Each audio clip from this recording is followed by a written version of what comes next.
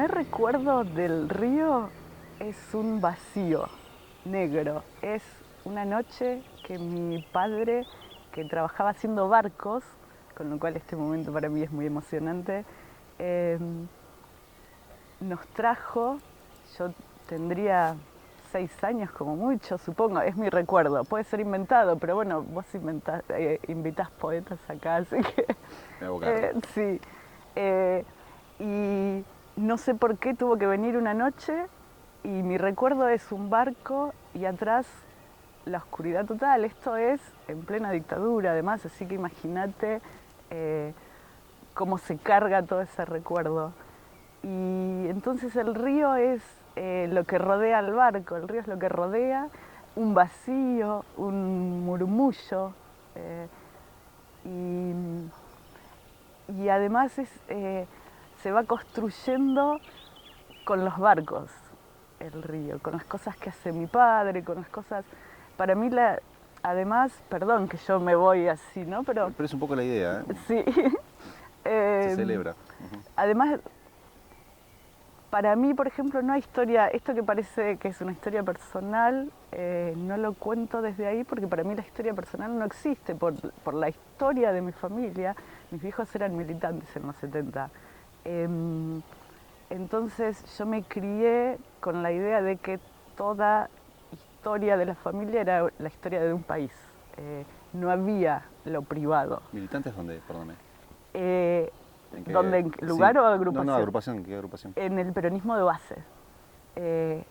Yo me crié, para mí también la familia es otra cosa distinta a lo que para otros es, y por eso a veces me cuesta entender de qué estamos hablando hasta que me acomodo, porque yo me crié en los barrios, en las copas de leche, porque la militancia era en los barrios en esa época. Eh, y entonces todos los niños eran primos míos. Yo pensé, pero hasta entrada a la adolescencia, que los hijos de los compañeros militantes de mis viejos eran mis primos de sangre. Y después empecé a hacerme preguntas. Para mí era natural, y era muy hermoso, y yo ahora lo veo en... yo hago cruces que me salen naturales, ¿no? Y que por ahí a alguno le moleste, pero es como yo entiendo eh, la existencia. Eh, Cuando veo los animalitos de manada, que están los adultos comiendo o haciendo algo, y todos los niñitos juntos, para mí esa fue la crianza que tuve. Los niños era ese grupito criado por la manada. Eh, Todo esto para hablar de un río, ¿no? Que en realidad es eso, es el murmullo, y es lo mismo, es lo que rodea eh, y lo que rodeó los primeros años que me formaron, eh, fue todo eso, una época, un, un tipo de padres, un tipo de entorno, un río, que no se veía pero que estaba. ¿Dónde hacía esos barcos tu viejo? Te tengo que preguntar. Acá mismo, y yo así aprendí que los barcos En se el arman astillero, andando. En el supongo. astillero, claro. Acá enfrente. Sí. Acá, bueno, sí. Y así aprendí que las cosas se hacen andando. Porque mi vieja decía, los barcos se arman por la mitad y se terminan de construir navegando. Y eso me pareció hermoso para la vida misma, cuando uno piensa que, ay, bueno, no, algo no me salió. Y ese pasado tan cerrado, y las cosas se hacen andando. Y antes de ir a tu trayectoria, tu militancia, si querés, en la poesía, Sí, tenés un vínculo igual con el río. Me contabas antes de arrancar con la nota, sí, ¿no? pero es Más muy de... reciente, con- sí.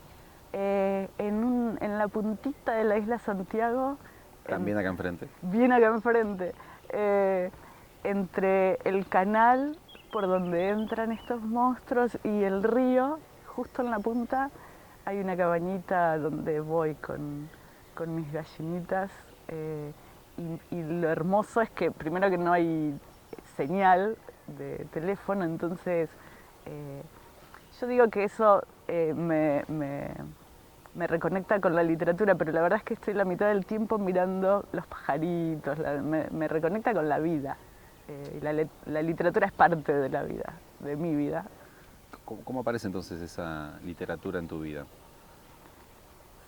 No sé si se Hablo nota. puntualmente de las primeras lecturas, podemos ir a los procesos Sí. de escritura, ¿no? En la biblioteca de mis padres estaba en mi habitación, en la habitación de los niños, digamos. Entonces, mi primer contacto con las letras es con una enciclopedia de 6 tomos, no recuerdo qué enciclopedia, pero que tenía dibujos y así aprendí de mitología griega en realidad entraba por la imagen. Ujú. Y después leía lo que leían mis padres, pero lo que leían mis padres adultos. Y yo siempre tuve mucho problema para relacionarme con las personas. Entonces, mi ingreso al mundo fue a través de la literatura. Y ahora, cuando estoy en mis momentos más de mayor angustia por mi imposibilidad de comunicarme, a veces con ciertas gramáticas, vuelvo a la literatura como a ese otro con el que puedo hablar en tiempos más demorados. Es un otro que podría decirse que es bastante estable, aunque no tanto, porque la lectura siempre es renovada, pero, pero sé qué cosas no me va a hacer, qué daños no me va a hacer. Y, y yo también puedo decirle cosas, eso es lo hermoso de la lectura, que uno puede decirle cosas a la lectura. Y por eso escribimos, supongo, y porque tartamudeamos. La lectura como refugio, entonces, algo así. Me gusta la idea de refugio, de guarida, por lo que simboliza, porque es el lugar del cuidado, del alimento, del descanso, pero la literatura también como almácigo, como lugar, sí, de cría. Eso, me gusta la literatura como lugar de cría. Y en ese primer recorrido de lecturas, ¿qué lectura puntual eh, recordás como inaugurar en el sentido de qué carajo es esto, ¿no? ¿Qué sé yo? Sí. Em, De impacto, ¿no? A eso me refiero. no recuerdo una porque me fui metiendo muy de a poco. Yo entré al jardín, la primera palabra que supe leer y escribir fue Pinocho. Yo creo que eso fue lo que abrió mi camino en la literatura, como poeta, la mentira, Ajá, ¿no? está muy bien eso. Eh, el relato. eh, y además como el relato te modifica el cuerpo, ¿no? Que puede ser por dentro o por fuera, pero además eso, eh, a medida que creas el relato te va creciendo algo.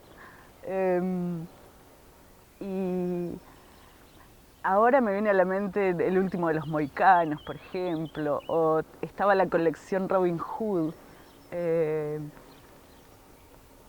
había mucho ahí, había literatura que también aportaba mi abuelo, pero sí la primera novela que me acuerdo que no entendí fue Cien años de soledad, lo cual es muy loco porque el realismo mágico, más allá de que es compleja y de que incluso para un adulto a veces se vuelve compleja, eh, el realismo mágico es como la traducción de las cosas que nos pasan acá en este continente, ¿no?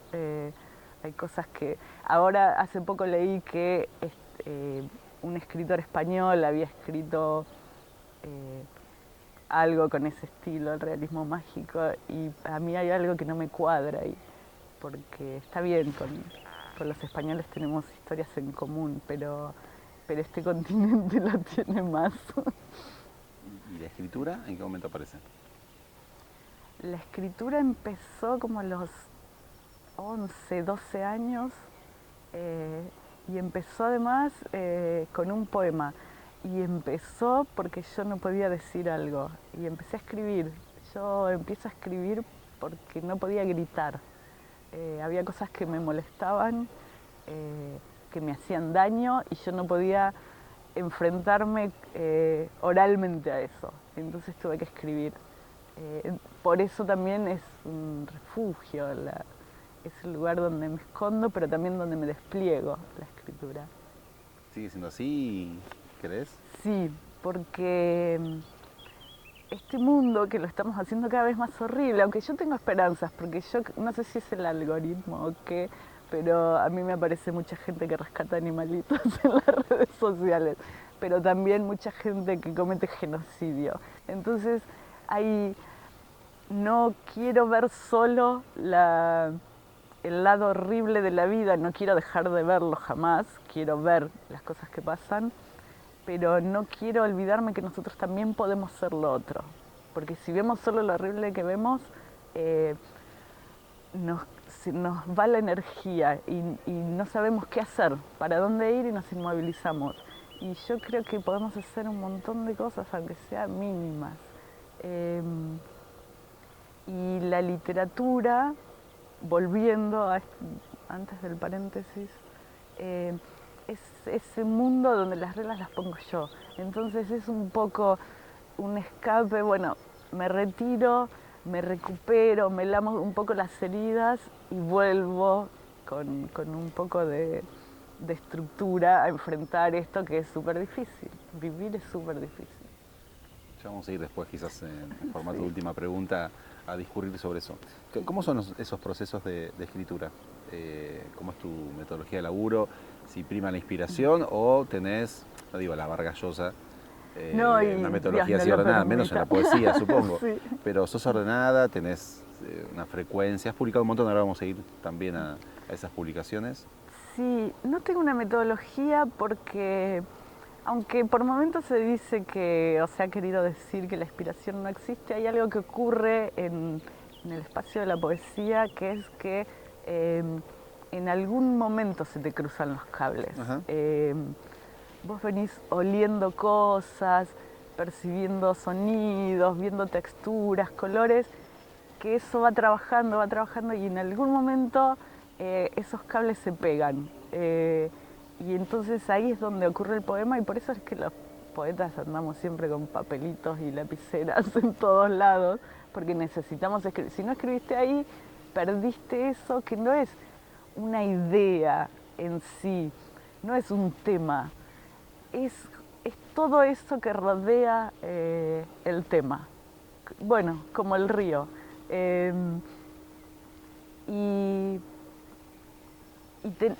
Tenés que atraparlo ahí. Después, por supuesto, es trabajo. Si es que sentís respeto por el lector. Hay gente que te lee el poema que escribió viniendo para acá. Yo no quisiera ser ese tipo de poetas. Y entonces hay mucho trabajo. Pero antes del mucho trabajo y antes de los cables derretidos está la lectura. Me parece que hay que leer mucho. Se nota cuando alguien que escribe no lee. Se nota mucho. Coincido plenamente en eso que acabas de... ¿Qué estás leyendo? Te tengo que preguntar. Estoy cruzando muchas cosas. Siempre estoy con muchos libros abiertos. A mí me gusta mucho, leo poesía por supuesto, pero me gusta mucho la ciencia y me gusta en realidad todos los lenguajes. Cada lenguaje tiene su cadencia además, cada disciplina. Me gusta leer algo que tenga que ver con el naturalismo. Hasta hace poco estuve además en la isla leyendo mucho la historia del naturalismo, los naturalistas. Entonces hay un lenguaje, hay un ritmo que lo da el tipo de palabras que se utilizan, ¿no? Si después de ahí salto a la arquitectura y el urbanismo, hay otra cadencia y cada una aporta su propio ritmo. Y eso para mí es hermoso, porque después cuando empezás a cruzar, empieza a ver, empieza lo rico, ¿no? Otra cosa te iba a decir. La otra cosa, sí. Decías recién sobre los procesos de escritura, papelitos, anotadores, qué sé yo. Sí. ¿Cómo es? Me interesa chusmear o indagar en la tecnología. ¿Dónde? Sí, los soportes. Sí, yo siempre tengo papel y lapicera, pero es verdad que hay algunos lugares donde es difícil, por ejemplo, estar en un lugar oscuro, ya sea cine, teatro, una conferencia, lo que sea, es difícil escribir en papel. Bueno, no, ves, ahí estaba por decir una tontería, porque es horrible sacar el celular también, o sea, en el cine y en el teatro. Entonces, ahí el papel. En otros lugares escribo en el celular. A veces con mensajes de voz, esos que te traducen a la escritura, no con el de voz. Eh, entonces, cualquier soporte que pueda registrar la urgencia, eso seguro. Lo que sí está interesante es ver lo que hace el traductor de voz cuando te lo baja a texto, porque por lo general, o por lo menos por mi poco conocimiento de la herramienta, no me pone la puntuación, algunas palabras no me las entiende y me las cambia, y ahí quedan cosas interesantes para revisar. Eso, claro. Sí. Eh, Súper interesantes, que después, por supuesto, hay que ver qué sirve, qué no sirve, porque si no, cualquier cosa sirve de internet. Pero, pero cualquier cosa que reciba lo que te acaba de pasar por el momento es válido.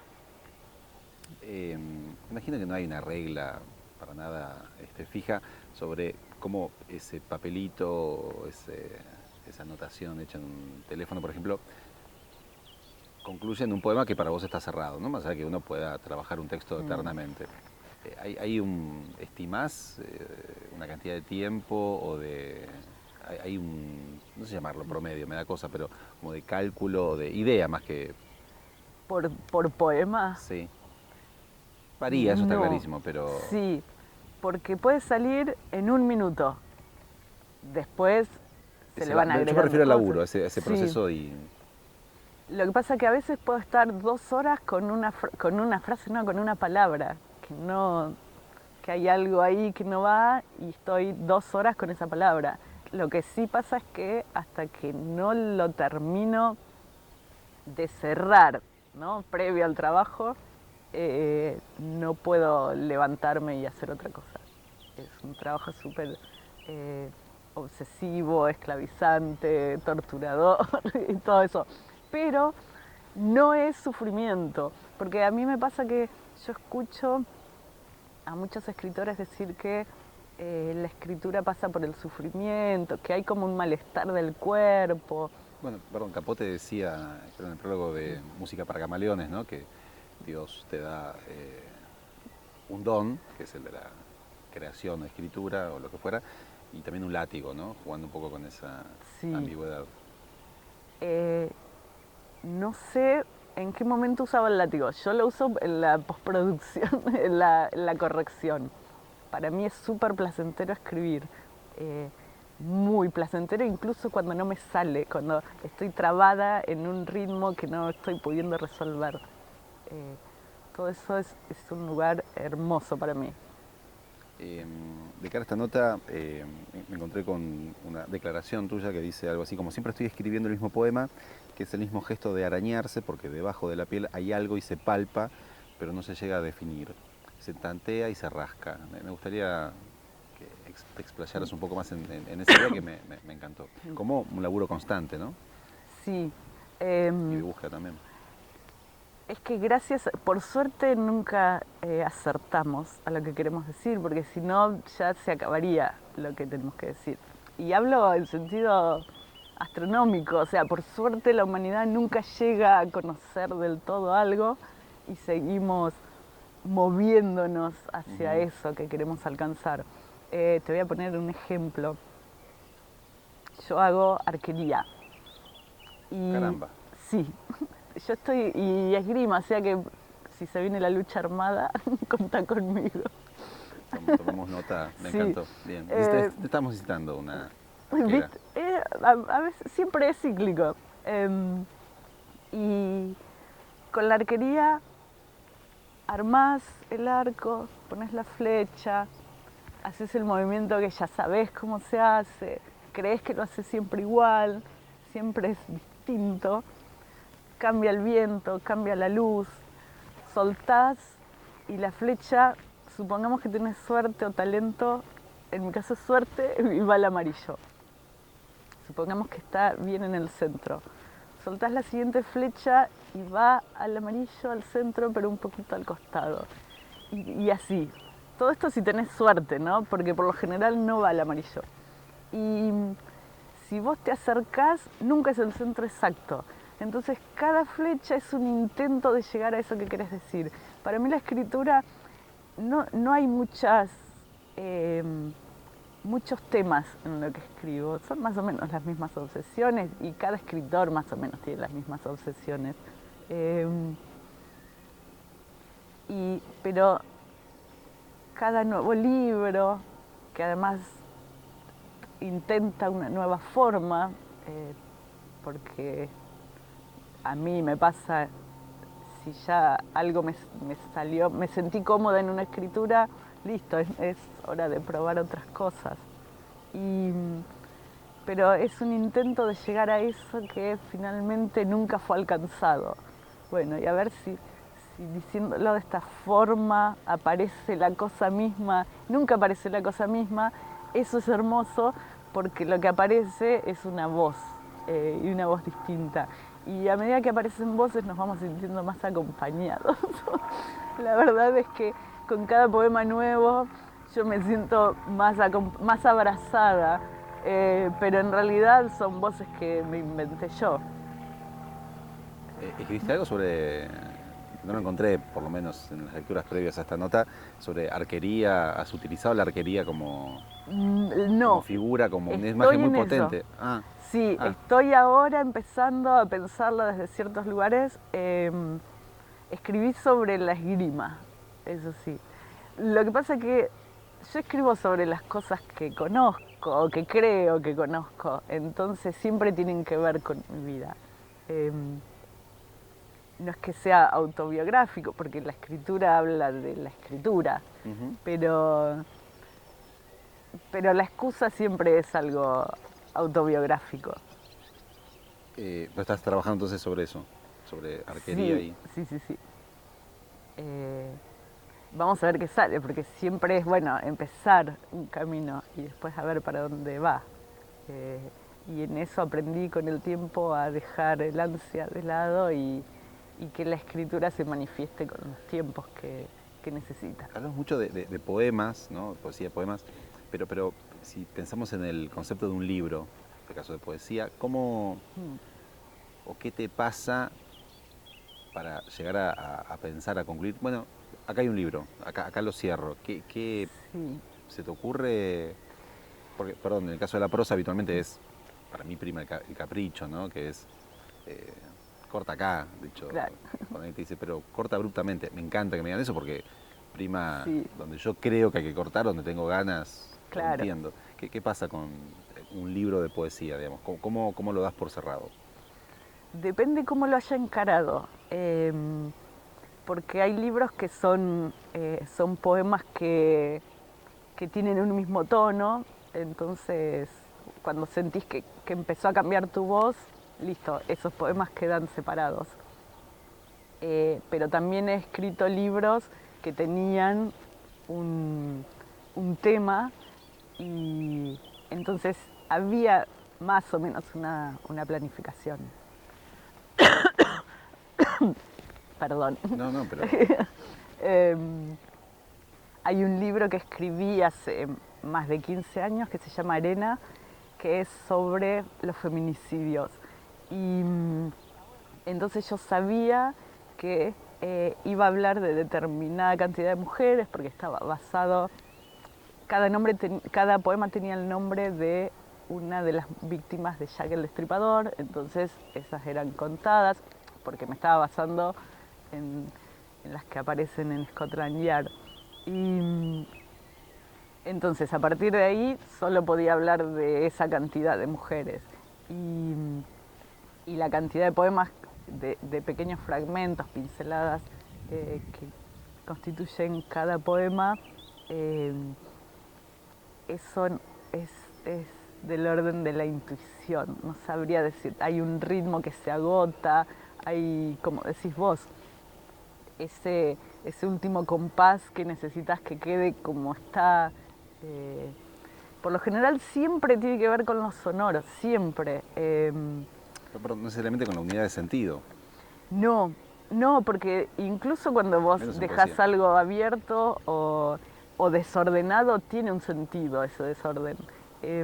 Hace poco un amigo poeta me hizo notar que yo había escrito en un poema el orden alterado entre el trueno y el relámpago. Y había puesto que aparecía primero el sonido y después la luz. Y yo no me había dado cuenta, y cuando lo pensé, ahí me di cuenta que lo había puesto por una cuestión de ritmo. Y empecé a pensar en otras veces que me pasó lo mismo y siempre se impuso el ritmo, aún con cosas que yo sé, pero que todos sabemos que son de otra manera, acá aparecía el ritmo y entonces no importa lo que vos quieras, me decía el poema, acá yo necesito esto. Y aparecían así. Y voy a defender eso, no voy a cambiar. En mi poema el sonido es más veloz que la luz. Maravilloso, Sí, bueno, sí. para eso la literatura, ¿no? Claro, Para informar la sí, realidad. es así. Eh, me interesaba consultarte sobre el diccionario poético, ¿no? Que editaste con Sí, Javier Norambuena, ¿digo bien? sí, Contame, porque además Javier es chileno. chileno, sí. ¿Cómo se dio esa interacción y de qué se trata el diccionario poético? ¿Se consigue Eso, todavía? Bueno, me contaste de de eso. hecho, ahora salió una reedición con solo mis textos, que salió por todas las fiestas, se llama Sí. Mangle, Sí. cambió el nombre incluso.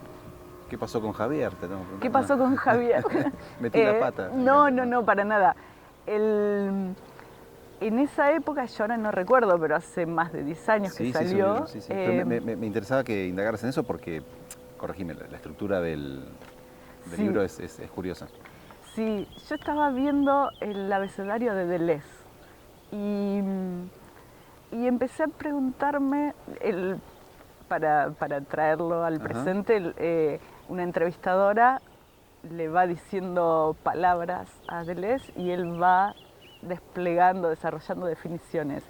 Entonces yo pensaba, bueno, por supuesto yo la veía subtitulada. ¿Y qué definiciones saldrían en este continente, en este cono sur, en este Río de la Plata, en este cuerpo mujer nacida en el 77? ¿Es lo mismo el animal para Deleuze que un hombre francés, que el animal para mí? Entonces le propuse a Javier elegir palabras también y que cada uno escribiera por su cuenta, que además también era una forma eh, de motivarnos, o motivarme en la escritura, ¿no? Y, y entonces elegíamos palabras, cada uno escribía y después nos mostrábamos. Y la primera palabra que elegimos fue animal, que es la misma de Deleuze, y después fuimos eligiendo palabras que nos parecían más nuestras.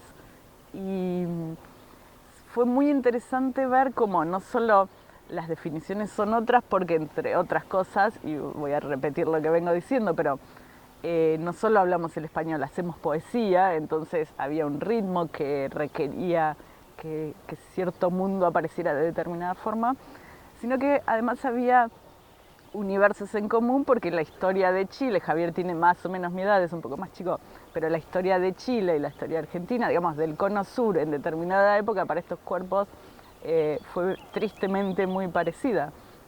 Plan Cóndor Mediante, por ejemplo, ¿no? Por ejemplo, una idea de nuestra América sangrienta, ¿no? Y entonces fue muy interesante eso, y llegó la invitación de Club GEM para publicar,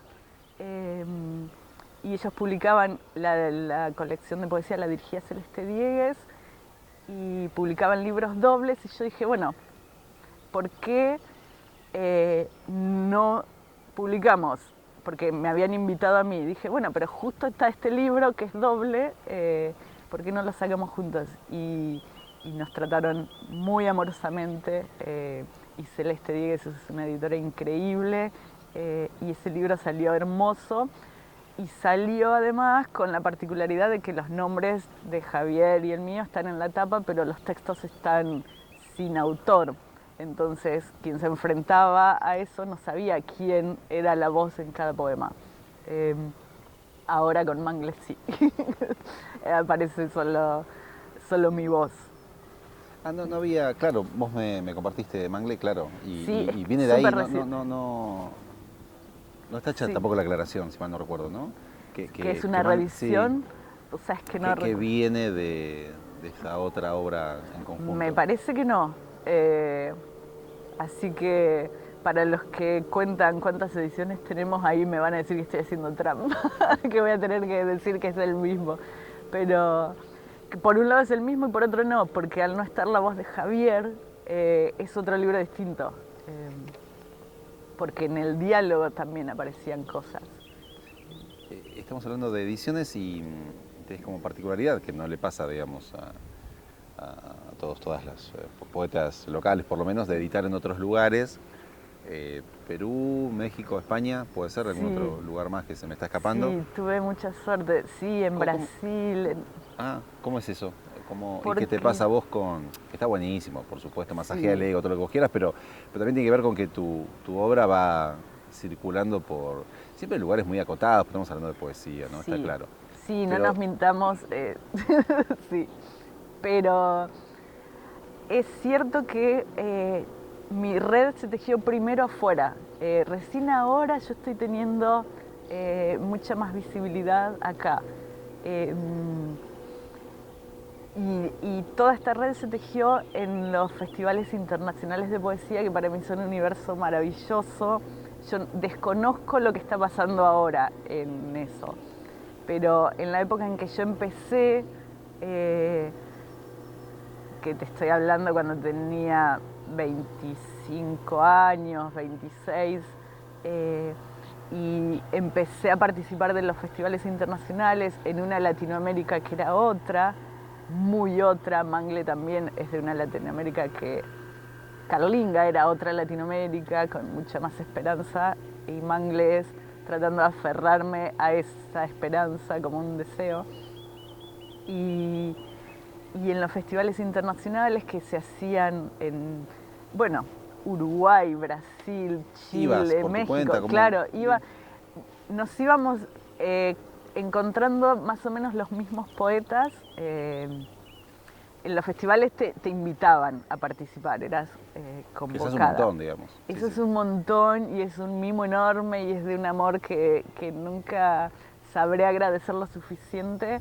Eh, para mí, además, esa red que se tejió en esa época es una familia de poetas que va a ser muy fuerte, no importa la cantidad de amores que tenga después, que van a ser reales y que van a ser intensos. Esos primeros vínculos con esos poetas van a ser del orden de lo familiar y constitutivo. Eh, y éramos además poetas que algunos festivales conseguían más apoyo, otros menos. Entonces en algunos nos invitaban a unos hoteles hermosos, en otros íbamos a casas de familia, en otros a hostels. Y todo era una hermosura, eso. Éramos los poetas podemos dormir acá en el puerto. Eh, Eso enseña una escena, digo, de Bolaño.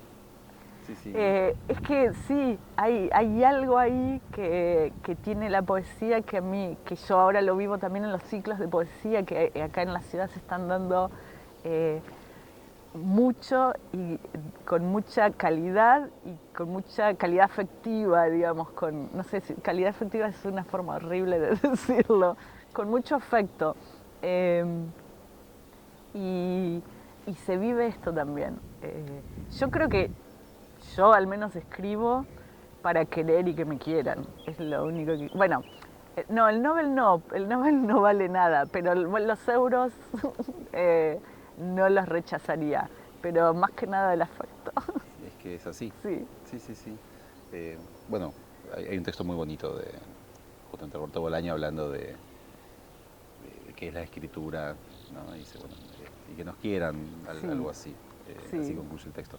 Tenés también una formación en lo audiovisual. Me decías que quizás fue una etapa de tu vida, pero igual me interesaba si hubo en algún momento una conjunción o un cruce entre la poesía y lo lo audiovisual. Me parece interesante discurrir sobre eso. Sí, yo siempre dije, incluso antes de agarrar la camarita, que yo escribía porque no tenía plata para hacer cine.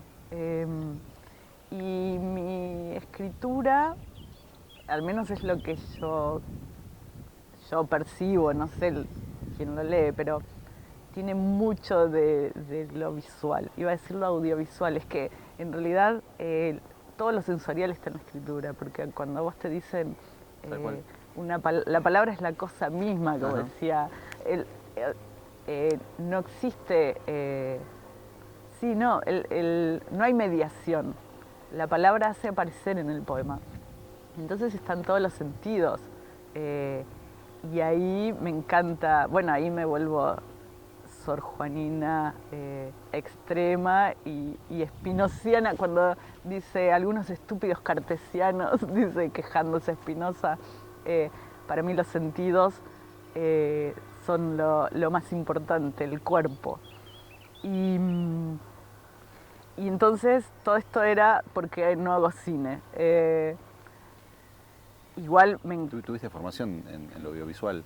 No, Ah. lo que tuve fue un amigo que me formó, que fue muy solidario, que es realizador audiovisual, Luis Marecos. Con él aprendí muchísimo y hicimos trabajos juntos. Por lo general yo ponía los textos en los trabajos estos que hacíamos, o la voz, la lectura, y él se encargaba de todo el otro trabajo. Pero también tuve instancias donde me encargué de la cámara y así ganamos una beca PAR de la universidad, hicimos unos cortos que quiero mucho. ¿Están accesibles esos cortos? Sí, están en Caja de Resonancia, en una página. Se llama Lo Intraordinario, porque el proyecto fue justo en la pandemia, entonces tenía que ver con... Son relativamente recientes. Okay. Sí. ¿El sitio es Caja de Resonancia? Caja de Resonancia. Y ahí se encuentra Lo Intraordinario con Luis Marecos y yo. Y cada tanto hago tonterías, pero es que tenemos a una Lucrecia Martel en este país, yo no puedo decir que hago audiovisual. Pero bueno, lo intento. ¿Con qué lo haces? ¿Con qué elaboras una cámara? A mí me gusta la imagen, me cae muy mal el HD y de ahí para adelante. A mí me gusta la textura, me gusta el cuerpo de la imagen. Entonces, las cámaras a mí me gustan, bueno, además que no tengo otro tipo de cámaras, pero la cámara del celular me gusta para hacer determinadas cosas. Me gusta el ruido en la imagen, porque además es lo que acontece, es lo que hace que esté atravesado por la vida, la suciedad. Digo, lo que está limpio es la morgue. Y yo quiero algo más pisoteado. Pero por ahí estoy solo justificando la falta de recursos, no sé. ¿Y decías que fue una etapa lo audiovisual o...? No, lo que pasa es que aparece en mi currículum, en algunos currículums, porque en los que tuve que escribir en esa época, cuando estaba empezando a hacer eso. Y en realidad me avergüenza mucho decir que hago eso. Entonces yo tendría que sacarlo, pero me olvido. Pero seguís coqueteando con... Sigo intentando, sí. Okay. Pero no puedo decir que soy realizadora audiovisual. ¿Acá en la isla lo has intentado? Que es un escenario... Por supuesto, sí. Pero tiene que ver con ese intento de atrapar cierta experiencia que nunca se atrapa. Entonces queda en el recuerdo, en una historia de Instagram y nada más. No hice otra cosa. Hablando de tu currículum, también motorizaste una experiencia que fue el espacio Q, digo bien, en la UNLP. Sí. ¿Qué fue eso? En una época en la que todavía... Muy puntual también, ¿no? Una época con una agenda distinta a la actual. Sí. Corregime. No, sí, por supuesto, esto fue en 2004 más o menos. Estábamos saliendo de una crisis de la que creíamos que no íbamos a salir. Bueno, cuando salimos alguna vez de una crisis, ¿no? Pero bueno, ahí pensábamos que íbamos a estar muy mal mucho tiempo más. Y yo trabajaba en la editorial de la universidad y todavía no había espacios de estudios de género. Y a mí me pareció que era interesante empezar un ciclo de cine y debate en la editorial, además para que conocieran el espacio. Tampoco se conocía mucho la editorial de la universidad, aunque EDULP. EDULP, que hacía muchísimo que estaba funcionando, pero la gente no sabía ni que existía. Es nuestra EUDEVA. Claro. Uh-huh. Sí. Entonces yo le propuse a la directora en ese entonces que era Florencia Saintut, que hacer un ciclo de cine y charlas y muestras y yo igual era megalómana, yo quería hacer un Rojas en EDULP. Claro. Y todavía no estaba el Centro de Arte de la UNLP, y uno de los ciclos era un ciclo queer. La gente no sabía ni lo que era queer, además. La gente que trabajaba conmigo no sabía ni cómo pronunciarlo. Yo ahora igual no me gusta usar esa palabra, pero en ese entonces la usé. Y eso derivó después en lo que ahora es el Festival de Cine Espacio Queer, creo que se llama. Yo estuve 3 años, me parece, 3 o 4 años, y después lo dejé. De alguna manera lo inauguraste vos, lo impulsaste. Sí, pero después ya empezó a haber muchos más espacios, entonces, y después además salió la ley de matrimonio igualitario, entonces yo empecé con otras búsquedas, como que eso ya estaba instalado, y a mí me gustó escarbar en otros lugares.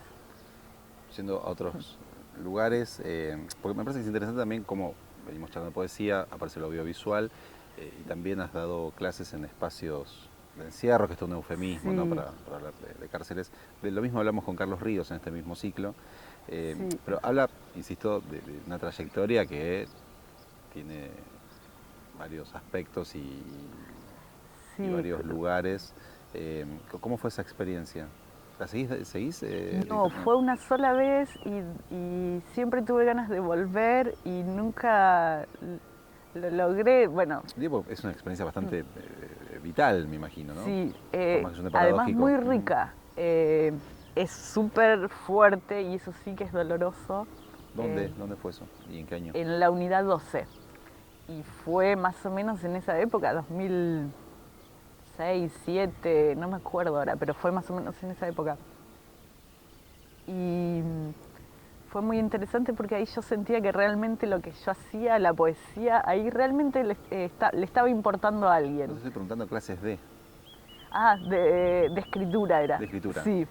¿Circunscrita a la poesía o...? Era...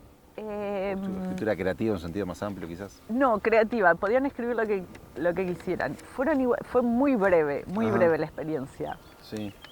No recuerdo ahora exactamente porque hace mucho tiempo, pero debo haber ido, no sé, 4 veces. Fue muy, muy breve. Ah, ok. Bien. Sí. No, Carlos Ríos tiene... sí. ¿Ves? Por eso, al lado de Carlos, Lucrecia Martel, hay cosas que yo no me da vergüenza decir, pero bueno, eso lo transité. Y realmente sentí que era importante eso. Porque a veces yo me pregunto, bueno, además de para mí y que logro que me quieran y querer, ¿para qué sirve la poesía? Me lo pregunté mucho en pandemia. Mi hermana es médica.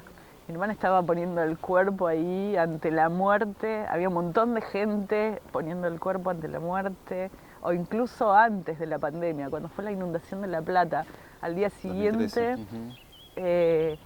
La gente que trabajaba en las cooperativas para la municipalidad barriéndonos las calles cuando sus propias casas habían sido destruidas. Y a veces uno piensa, ¿qué sentido tiene lo que estoy haciendo? Y bueno, y en la unidad 12 yo sentí que algo de sentido, algo le mejoraba por un rato la vida a alguien. Y a veces pasa, pero a veces pasa y no te enterás. Entonces, bueno, y además no tengo opción, escribo porque necesito escribir, eh, pero no me creo la gran cosa por escribir, lo hago por mí, no por el mundo, por salvar al mundo. Me parece que me da cierto puntapié para ir preguntándote sobre el mercado editorial, porque justamente hay un registro, una producción íntima, que uno puede circular entre su propio grupo de colegas, por llamarlo de alguna manera, pero después aparece, ¿no?, la cuestión de la publicación, de la edición, que básicamente es que empiece a circular lo que uno escribe. Sí. ¿Cómo ves el mercado editorial en general, en la Argentina, si querés, en particular, y más de un género siempre complicado para el mercado editorial entender, como la poesía? De hecho, corregime, Juan Gelman pudo ser editado sin poner un mango en sus últimos libros, digamos. Claro, sí. Si bien es cierto que hay más espacio para la poesía, desde los fines de los 90, sobre todo, bueno, por acá pasó Anaí Mayol, ella estuvo en Siesta, que fue una editorial súper hermosa que nos llenó de esperanza a todos los poetas jóvenes. Pero este es un país de lector de narrativa. Y aunque yo creía que la poesía tenía más público por la brevedad, por cómo son los tiempos, ¿no? La gente tiene menos tiempo para sentarse y dedicarle la demora a algo. Y la poesía engañosamente, porque yo a veces estoy horas con un poema porque si no días, ¿no? Por todo lo que concentra. Pero bueno, yo pensaba que había más lectores de poesía y hace poco un editor me dijo que no, que seguimos siendo lectores de narrativa. Aún así hay muchísimas editoriales de poesía, muchísimas, para todos los gustos además. Porque además esas muchísimas editoriales de poesía, tengo la misma apreciación, ¿se condice con la cantidad de lectores? Es difícil saberlo, pero una impresión de quizás hay como muchos, lo digo con todo el cariño del mundo, emprendimientos, proyectos y demás, y quizás digo, no tengo claro, no tantos lectores, digamos que hay como una, no sé llamarlo problemática, pero hay algo ahí que no está muy claro. Hay un fenómeno que es el de las ferias, ¿no? Sí. Locales, en Buenos Aires, en todo el país. Pero si no por las ferias, digo, me pregunto cómo circularían esos textos. Lo cual es, no es que quiera cambiarle el signo arbitrariamente para no sentirme tan triste, ¿no? Y decir que, bueno, que es mejor estar en esas ferias que en la Feria del Libro de Buenos Aires. Pero en el fondo yo prefiero, a mí me pasa, yo tengo una discusión todo el tiempo con lo mercantil. Yo no quiero que mi poesía esté asociada a lo mercantil. Yo, por supuesto que si el libro sale, voy a desear que la editorial que le dio espacio lo pueda vender y le vaya bien, porque así se difunden las voces.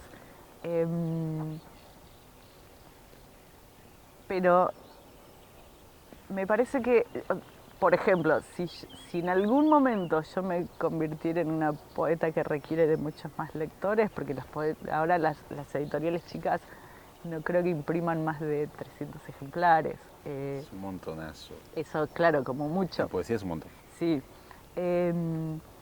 Pero si yo en algún momento requiriera de más, yo seguiría apostando a estas editoriales que con mucho esfuerzo y con mucho cariño le dan espacio a las voces de los poetas. Yo no quisiera, si recibiera una invitación de Planeta, yo no quisiera aceptarla. Porque a mí además me parece muy importante la figura del editor. Del editor consciente, que sabe lo que está haciendo, que es un gesto político, que es también un término con el que tengo algunas disputas, muchas disputas últimamente. Me parece que se queda muy corto para lo que yo quiero, pero bueno, para hablarlo rápidamente, un editor es un ser político y que tiene una responsabilidad enorme y que tiene que pensar qué voz habilita, por qué en este momento se publica tal poeta que dice tal cosa o que es tal cosa, ¿no? Y hablo de la poesía porque es donde me muevo, pero lo pienso en general.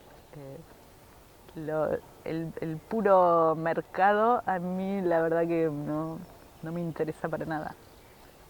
Tenemos que ir cerrando, pero contar un poquito de esas disputas. Con las palabras. Sí, a ver, Sí, un poquito. sí.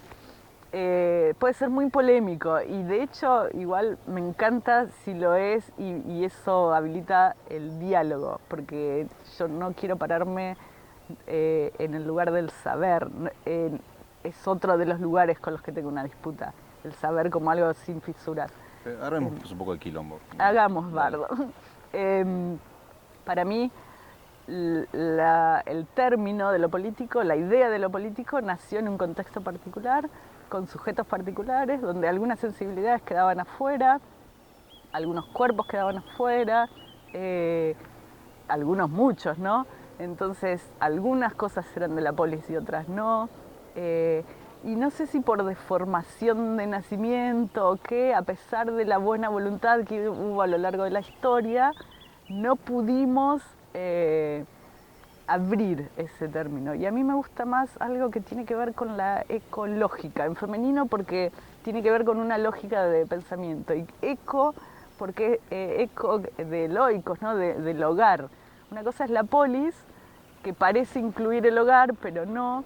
Y otra cosa es la casa, donde está la micropolítica, donde están esas otras sensibilidades en las que yo quisiera incluir el río, los pajaritos, a todos los que habitamos este planeta, ¿no? Pero no desde el lugar de defensora, ecologista, superficial o moralista, sino desde un lugar amoroso, desde todos somos dignos, eh, todas las sensibilidades y sobre todo desde la premisa de que no sabemos nada. Entonces, por las dudas, tratemos de hacer el menor daño posible. Es casi un buen cierre, pero antes de ir Antes del cierre. despidiéndote, no quiero que leas algo, ¿te parece? Me parece. Mira lo que tengo acá, qué sorpresa, de la magia de la televisión. Qué podemos llamar esto. coincidencia. Debo pasarlo así. Dale, tal cual, sí. Contanos qué vas a leer, dónde se publicó y... Este es Mangle, que es la revisión, el último, que sacó todas las fiestas. Mangle es justamente ese árbol que tiene unas raíces que vienen desde el cielo y que entonces permiten que se armen ecosistemas, casas, donde hay mucha variedad y todos conviven. Y este es el abecedario y puedo hablar de... ¿Puedo leer el primer poema? Dale. Animal, que es la misma palabra de Deleuze. A ver qué salió acá. Un animal es algo que no puede cagar en ningún lado. Alguien de cuyo excremento debe hacerse cargo otro, juntarlo, invisibilizarlo. Si llamamos objetivación a la materia fecal expulsada del cuerpo, un animal es pura subjetividad. Hablo de animales domésticos. Un animal recubierto de pelos o plumas, nacidos de su propio cuerpo, describe una trayectoria de un punto A a un punto B. En el medio muere aplastado por la tecnología. Su exterior aflora del asfalto como una planta. Se ha perdido la forma, la intención, el contenido de la víctima. Se ha borrado el recorrido. Esta figura con aspecto vegetal es un ser nuevo posibilitado por el choque, pero sin raíces. Hablo de animales no domésticos. Maravilloso. Gracias. Y Gracias.